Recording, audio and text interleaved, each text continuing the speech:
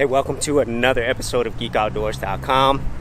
If you're actually a content creator, you're on YouTube, Facebook, Instagram, whatever platform that you're on, I think a lot of us still feel that these are our platforms. And this is something that I felt myself. But one thing that we always have to remember as content creators is that we don't own these platforms. And that's probably going to be a really hard thing for a lot of people to realize, because obviously whenever we are producing our content, these are on their servers and their website.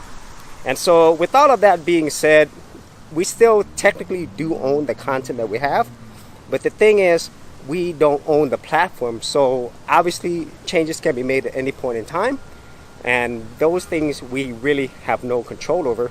And also, if you actually read through the terms and services on a lot of these platforms, since they are on their platform, they have a lot of rights to your content automatically once you agree to create content on their platforms. And so what does all of this mean when you do not own the platform? Well, what this means, and I think a lot of people know this, is that you should not put all your eggs in one basket. You should definitely be multi-platform, and ideally you should always have your own website and your own email list.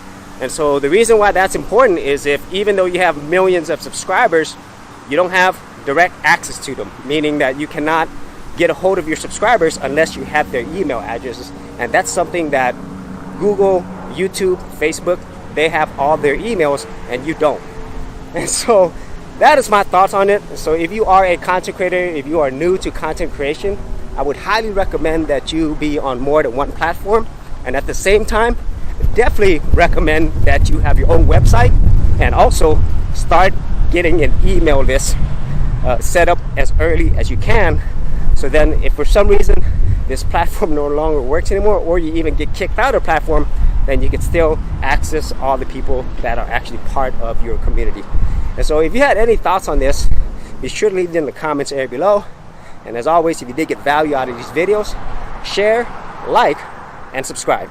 Hey geeks, if you are a creative geek like me and you wanted to learn how to create content on YouTube and other places on the internet, then check out my Gold Content Creators group, where you'll get access to 30 videos plus additional content for all the creative geeks out there. And the best part of it is, all of this is free. Simply head over to the link below, check out my page, and sign up for my Gold Content Creators group. Thanks for watching, and I'll see you on the other side. Thanks for checking out this episode. And as always, if you like these videos, be sure to click on the subscribe button.